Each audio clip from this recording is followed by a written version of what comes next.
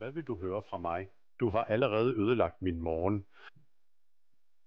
Endnu en gang befinder vi os i Radex træningscenter. I dag skal samtalen handle om lakker. Maleren havde brug for en lak af høj kvalitet til en overkommelig pris. Og Radex har arbejdet intenst på netop dette. Og nu, indtil dette øjeblik, har vi kvalitetsmateriale tilgængeligt til lave priser.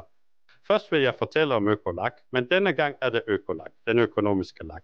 Lad os lakere med det samme, men først forbereder vi lakken. Jeg forbereder lakken, og det forberedes i sådan en beholder.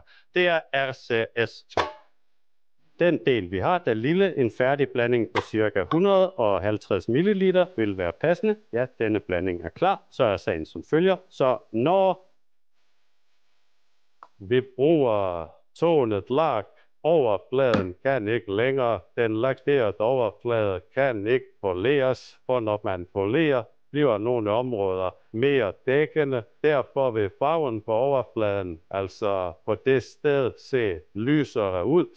For at kunne polere delen efter lakering, hvis der er faldet et støvkorn på, eller hvis vi generelt ønsker at opnå en højere glans, så har vi altså brug for endnu et lag overfladebehandling, for at der er noget at polere på. Vi anvender den samme type lak, men altså ikke til 2 lag lakering, men kun til 1.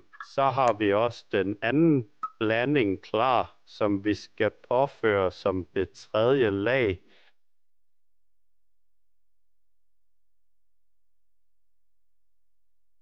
Jeg har allerede fået ordnet noget her. Jeg har malet en specifik komponent, og nu skal der foretages lakering. Lakeringen vil blive udført med en tonet økolak.